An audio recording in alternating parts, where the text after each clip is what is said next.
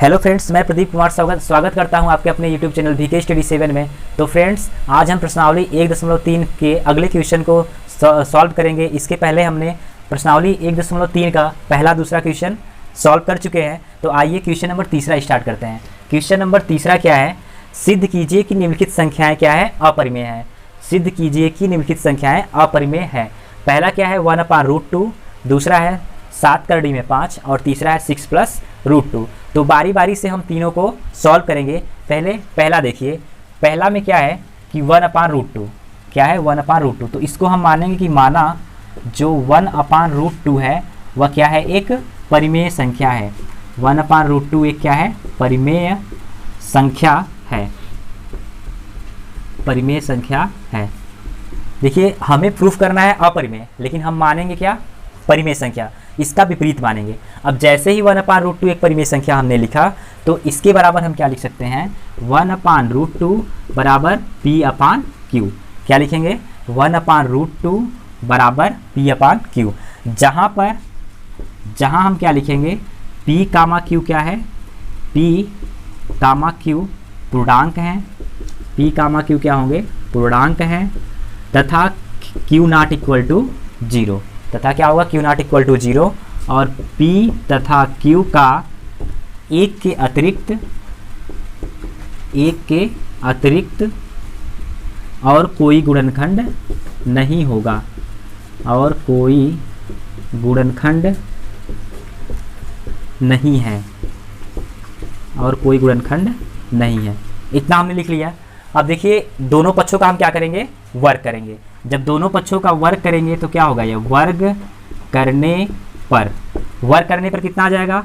हम इसको लिखेंगे 1/√2 का होल स्क्वायर बराबर P/Q का होल स्क्वायर। क्या हो जाएगा? 1/√2 का होल स्क्वायर और बराबर P/Q का होल स्क्वायर। यहाँ से आ जाएगा 1/2 और इधर कितना आएगा? P²/Q²। क्या आ जाएगा? 1/2 और बराबर P²/Q² हो जाएगा।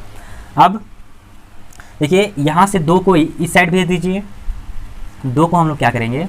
इधर भेजेंगे। तो यह Q², अगर क्रॉस मल्टीप्लाई हम लोग कराएं तो लिख सकते हैं Q²/2। ये Q यहाँ पे आ जाएगा और बराबर क्या लिख सकते हैं? P²। क्या हो जाएगा? Q²/2 बराबर P²। इसको मान लीजिए समीकरण नंबर 1। अब इससे हमें क्या पता चलता है कि जो 2 है वो किसको डिवाइड कर रहा है? Q² को विभाजित करता है। किसको डिवाइड करता है? Q² को विभाजित करता है, मतलब पूरा भाग चला जाएगा। अब यह क्या होगा? अब इसके आगे हम लिखेंगे, अतः जो 2 होगा, 2 भी क्या करेगा? Q को विभाजित करेगा। Q को विभाजित करेगा। जब 2 Q² को डिवाइड करता है तो 2 क्या होगा? Q को भी विभाजित करेगा। अब इसके बाद इसका दूसरा पार्ट देखते हैं। जो हमने समीकरण नंबर 1 माना है, जो हमने क्या किया? समीकरण नंबर 1 माना है, उसके बराबर हम लोग क्या रखेंगे? देखिए, जिसमें डिवाइड किया गया, मतलब जो Q है उसके बराबर हम लोग क्या रखेंगे? 2 के। Q बराबर 2 के समीकरण 1 में रखने पर देखिए, हमने इसके बराबर ही 2 के क्यों माना है? क्योंकि हम एक बार इसको प्रूफ कर चुके हैं कि जो क्या है 2 Q² को डिवाइड करता है। अब हम दूसरी बार क्या दिखाएंगे कि जो 2 है वह किसको डिवाइड करता है? P² को डिवाइड करता है। अब मान रखिए, जैसे ही समीकरण 1 में हम मान रखेंगे तो यह हो जाएगा 2K का होल स्क्वायर, 2K का होल स्क्वायर और बटे 2 का होल स्क्वायर बराबर P²। बराबर क्या हो जाएगा? P²। 2K का स्क्वायर कितना होगा? 4K² और इसके बटे कितना आएगा? 4। कितना हो जाएगा? 4। या तो देखिए, केवल यहाँ पे Q का स्क्वायर है, 2 का स्क्वायर नहीं है, तो नीचे केवल 2 आएगा बराबर P²। अब इसको कैंसिल कराइए, 2 दूना 4। फिर 2 को जब हम उस साइड भेजेंगे तो K² बराबर आ जाएगा क्या? P²/2। क्या आ जाएगा? P²/2। अब जो 2 है वह P² को विभाजित करता है। ऐसा लिखेंगे हम लोग। क्या लिखेंगे? जो 2 है वह किसको डिवाइड करता है? P² को विभाजित करता है। विभाजित करता है। जब 2 क्या है? P² को विभाजित करता है, तो यह किसको करेगा विभाजित? P को भी विभाजित करेगा। P को विभाजित करेगा। देखिए इससे क्या निष्कर्ष निकला, हमने पहली बार देखा कि 2 किसको डिवाइड करता है, क्यू स्क्वायर को। दूसरी बार हमने क्या देखा कि 2 पी को डिवाइड करता है। अब पी और क्यू में एक के अतिरिक्त और क्या एक हो गया फैक्टराइज, इसका 2 हो गया। तो एक के अतिरिक्त इसका फैक्टर क्या हो गया, 2 हो गया। तो लिखेंगे कि पी क्यू का एक के अतिरिक्त एक अन्य गुणनखंड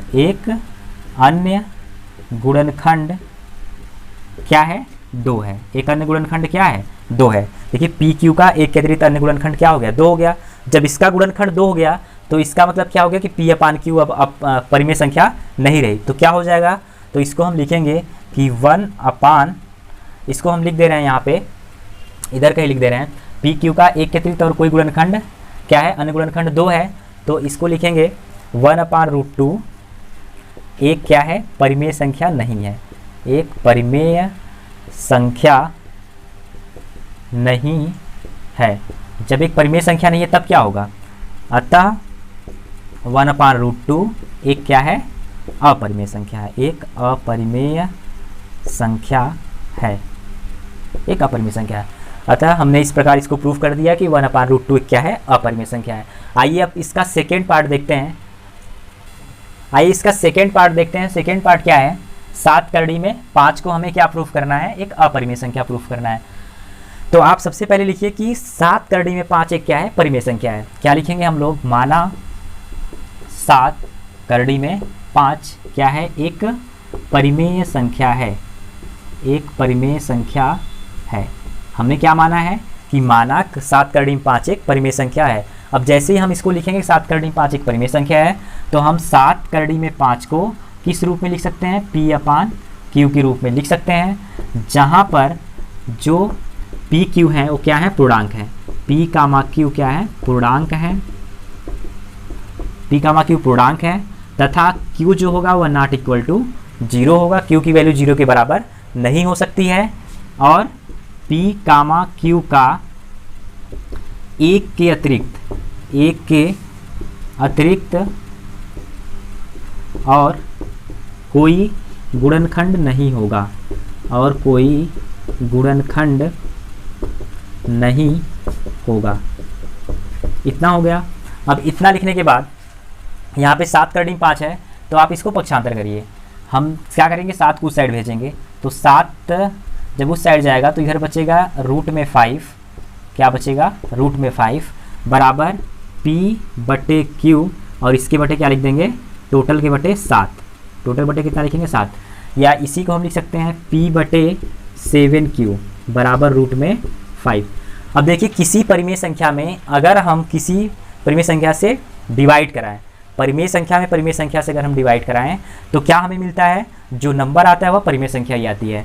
तो यहाँ से हम क्या देखेंगे कि रूट में जो 5 बराबर p बटे 7q, यह भी क्या होगी, एक परिमेय संख्या होगी। p बटे 7q क्या होगा, एक परिमेय संख्या होगा।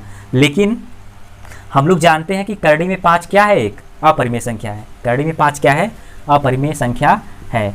हम जानते हैं कि रूट में 5 एक क्या होती है, अपरिमेय संख्या होती है, अपरिमेय संख्या है। करड़ी में 5 एक क्या है, अपरिमेय संख्या। जब करड़ी में 5 एक अपरिमेय संख्या हो गई तो p बटे 7q भी क्या हो जाएगा, अपरिमेय संख्या हो जाएगा। अब हम लिखेंगे कि 7√5 एक क्या है, परिमेय संख्या है, एक परिमेय संख्या है।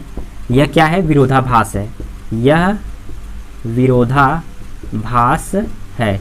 मतलब हमने 7 करड़ी में 5 एक परिमेय संख्या माना है, यह क्या है, गलत है। क्यों, क्योंकि यहाँ पे p/7q क्या है, परिमेय संख्या, लेकिन रूट में 5 एक अपरिमेय संख्या था, इसलिए हमने क्या किया, इसको विरोधाभास माना है। अतः 7 करड़ी में 5 एक क्या होगी, अपरिमेय संख्या होगी, एक अपरिमेय संख्या होगी। देखिए जब 7 करड़ी में 5 एक परिमेय संख्या नहीं है तो क्या होगा, तो वह एक अपरिमेय संख्या होगी। तो यहाँ पे हमारा इसका दूसरा पार्ट कंप्लीट हो जाता है। अब आइए हम देखते हैं इसके तीसरे पार्ट को। आइए इसके थर्ड पार्ट को देखते हैं। क्या है कि 6 प्लस रूट 2, क्या दिया है 6 प्लस रूट 2 को सिद्ध कीजिए कि यह एक अपरिमेय संख्या है। तो आप मानेंगे क्या कि माना 6 प्लस रूट 2, क्या लिखेंगे 6 प्लस रूट 2 एक परिमेय संख्या है। एक क्या लिखेंगे परिमेय संख्या है। क्या लिखा गया कि 6 प्लस रूट 2 एक परिमेय संख्या है। जैसे हम इसको क्या लिखेंगे कि यह एक परिमेय संख्या है, तो इसके बराबर किसके बराबर 6 प्लस रूट 2 के बराबर हम लिखेंगे p अपान क्यू। क्या लिख देंगे 6 प्लस रूट 2 बराबर p अपान क्यू। और जैसे हम p अपान क्यू लिखेंगे तो आगे होगा जहाँ पे पी क्यू क्या होगा पूर्णांक होगा। पी क्यू क्या है पूर्णांक है और Q not equal to 0। P Q पूर्णांक है और क्यू नॉट इक्वल टू 0 तथा p कामा क्यू का एक के अतिरिक्त और कोई गुणनखंड नहीं होगा। कोई गुणनखंड नहीं होगा। एक के अतिरिक्त और कोई भी गुणनखंड नहीं होगा। अब देखिए 6 प्लस रूट 2 है बराबर p अपान क्यू। तो हम सबसे पहले क्या करेंगे रूट 2 को एक तरफ रखेंगे और बाकी सभी नंबर को दूसरी तरफ पक्षांतर कर देंगे। तो यहाँ पे 6 को भेजिए उस साइड, तो यह हो जाएगा रूट 2 बराबर p अपान क्यू। यहाँ पे प्लस 6 है, उधर जाके क्या हो जाएगा -6 हो जाएगा। इधर +6 था, उधर जाके क्या हो जाएगा -6। अब देखिए p अपान क्यू को हमने एक परिमेय संख्या माना है। जब p अपान क्यू परिमेय संख्या है तो उसमें से किसी नंबर को माइनस करेंगे तो अभी क्या आएगा परिमेय संख्या होगा। जैसे एक एग्जाम्पल देख लेते हैं। मान लीजिए 5/7 लिखा है, यहाँ पे कितना लिखा है 5/7, और इसमें से हम लोग क्या करें कि एक को माइनस कर दें, या यहाँ पे 5/3 कर लीजिए। 5/3 है तो इसमें से हम एक को माइनस कर लें, मतलब एक परिमेय संख्या है उसमें से हम एक और परिमेय संख्या को माइनस कर लें। तो जब माइनस करेंगे तो क्या आएगा एलसीएम इसका 3 होगा। 5 में से 3 घटा दें कितना आएगा 2/3। तो 2/3 भी क्या है परिमेय संख्या है। मतलब हम परिमेय संख्या में से किसी परिमेय संख्या को घटाएंगे तो आंसर क्या आएगा हमारा परिमेय संख्या ही आता है। अब जैसे यहाँ पे परिमेय संख्या हो गया तो हम अब आगे क्या लिखेंगे कि p/q - 6 भी ये क्या है परिमेय संख्या है। तो यहाँ पे लिखेंगे आप कि p/q - 6 एक क्या होगी।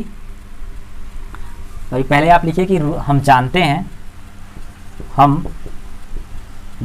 हैं कि रूट 2 क्या होगा। रूट 2 एक अपरिमेय संख्या है।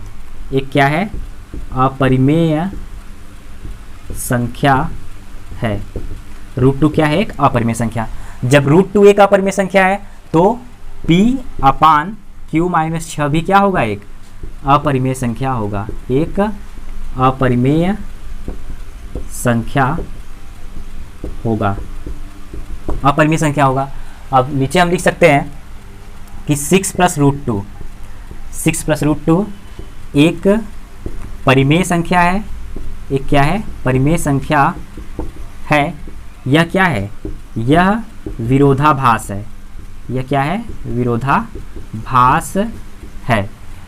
जब 6 प्लस रूट 2 एक परिमेय संख्या या विरोधाभास है, विरोधाभास से मतलब है कि 6 प्लस रूट 2 एक परिमेय संख्या नहीं है। तो जब यह परिमेय संख्या नहीं है तो आगे क्या लिखेंगे अतः 6 प्लस रूट 2 एक अपरिमेय संख्या है। अपरिमेय संख्या है। तो इसको हम लोग प्रूफ कर लेंगे। देखिए 6 प्लस रूट 2 एक परिमेय संख्या, इसको हमने माना पहले, फिर इसके बराबर p अपान क्यू लिखा।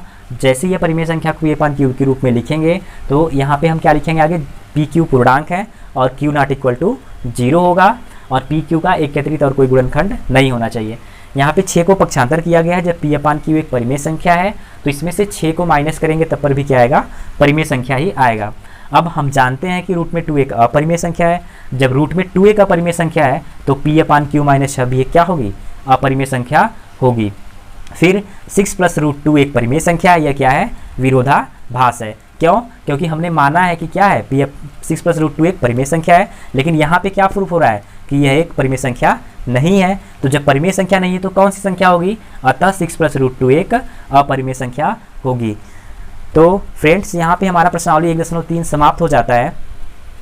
अगर यह वीडियो आपको अच्छा लगा हो तो वीडियो को लाइक करिए और हमारे चैनल को सब्सक्राइब करिए। आज के लिए हमारा वीडियो यहीं पे समाप्त होता है। धन्यवाद।